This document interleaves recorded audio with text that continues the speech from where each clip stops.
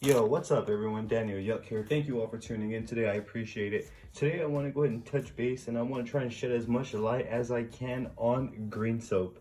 Now, I'm sure a lot of us are familiar with what green soap is. I will go ahead and leave you links in the description below so you can go ahead and pick some up on your end. I personally love to pick this stuff up by the gallon as it is like long-term cheaper. So without further ado, let's just dive into this.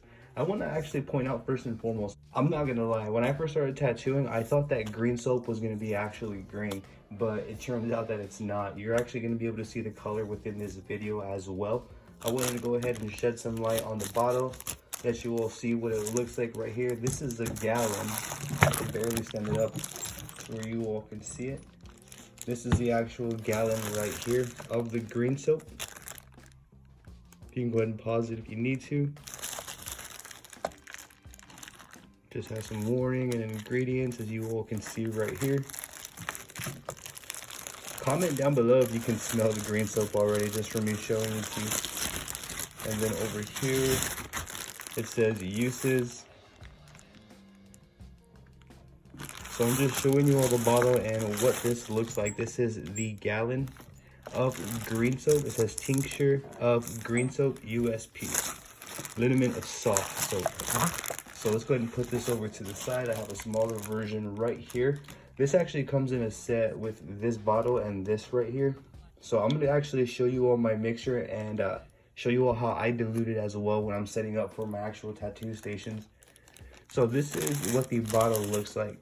This cap is broken right here, so I cover that with some plastic. But as you all can see, it's just kind of a smaller version of the gallon.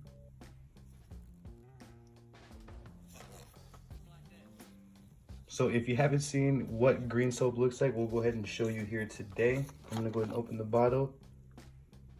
And right off the bat, I'm not sure if you all can see that. Bear with me. No, you can't.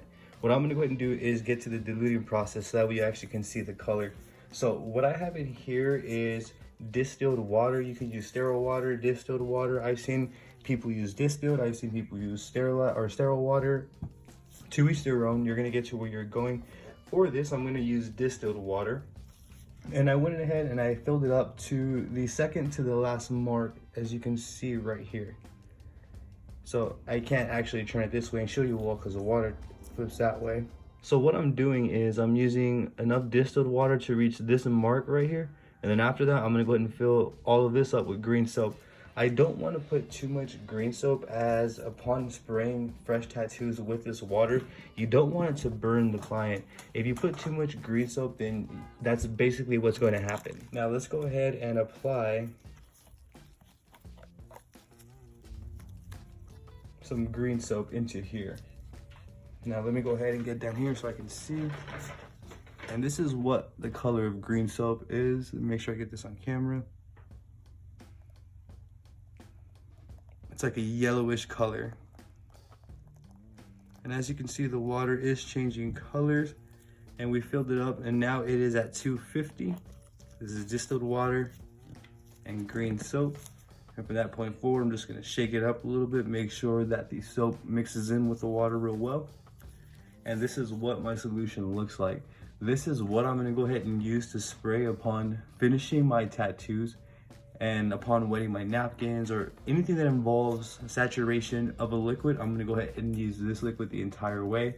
Maybe as well, you can even hit it with a little bit of bactine if you like. You can go ahead and pour some bactine in here. I do recommend that, as if you, when you're cleaning, that lidocaine that is in the bactine will go ahead and help provide a little bit of comfort for the client when they leave, which means it's gonna numb the tattoo a bit, so that way it's gonna feel a bit more comfortable and they're not gonna, you know, have that warmth right away, because everyone gets like their tattoo in that area, it always gets really like warm in that area.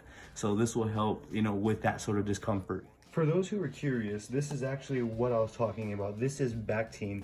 Bactine is a cleansing spray, as you can see, and it does have 4% lidocaine. Lidocaine is the ingredient that's used in like Hush numbing gel to numb the client or the skin prior to tattooing or after or during. But this is what I was talking about. You can even open up this and pour a little bit into there as well to kind of even it out or fill it up the rest of the way to get the bubbles out. you can go ahead and do that as well.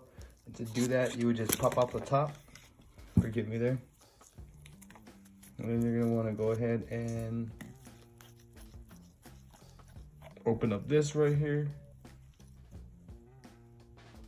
And then just drop a little bit of bactine as well. You don't have to hit it too much with the bactine. And you can also do that as well for your solution. Again, you can go ahead and hit it with the bactine as well, just to provide a little bit more comfort at the end of the tattooing process for your client there. That is basically how I do it. That is what green soap is for. I mean, green soap has multiple purposes actually. I've seen some people use green soap specifically, like they'll have green soap in a little dip cup and use it to, I guess, keep their needles flowing smooth, so that way the ink doesn't get hard or dry up in their needles. It's worked for people in that manner. For me, it works in a manner to where once I'm done, so like I will apply the tattoo, I'll do the entire outline, and when I'm done with the outline, I'll go ahead and get this, and then I'll go ahead and spray it on the arm, and then I'll wipe off the tattoo and all the excess ink to see the entire piece that I've done. That's what this is for. And on top of that, it has lidocaine now, which is going to provide a little bit more comfort for the client at the end of their tattooing process as well, when we wrap them up with the Sanoderm. Now from this point forward with this bottle, what I would want to do is I would want to go ahead and wrap it with saran wrap. I don't want to leave the bottle open like that. So let's say we're going to do a real tattoo for this. I'm just going to go ahead and grab some saran wrap. I'm just going to simply cover the bottle like so, leaving the nozzle where the water comes out exposed. Proceed, and then remove this. And I like to have a little twist right here, so that's where I'm going to pull off the saran wrap at the end. But yeah, that's how I'm rocking with this right here. There you go. There you all have it. You saw me make this right here. It just started with pretty much 70% distilled water, and then we have about, you know, the rest of green soap, and then just a little bit of bactine as well to provide some cleansing and comfort. All right, so for those of us who didn't see what the soap looked like up close, I'm gonna go ahead and bring some light closer, and I'm gonna go ahead and bring you an up close look at some of the green soap. Be sure to go ahead and hit that subscribe button and ring that bell for me sacrificing this green soap for you all. But this is what the green soap looks like. It is not green. It does have a very nice smell to it though. It is scented. It has a very nice smell to green soap. I've always liked the way that green soap smelled. But that's what it looks like up close. That is green soap. But that is it. That is what I use green soap for. Let me know in the comments down below what you use green soap for on your end. Let me know if you've tried it. Let me know if you remember the smell. Yeah, let me know all that. If I didn't touch base on something specific that you may have wanted to know at some point throughout this video, by all means, please feel free to drop it in the comments down below, and I'm going to do my best to assist you in the best possible direction. If you're not, be sure to go ahead and hit the subscribe button and ring that bell, as I will be bringing more videos like this on various tattoo products, little tattoo tips and tricks, and more. I also have social media all under the same name at Daniel Yuck, DanielYuck. I have Facebook, Instagram, Twitter, and TikTok. Yet again, thank you all for tuning in this long. You have a great day.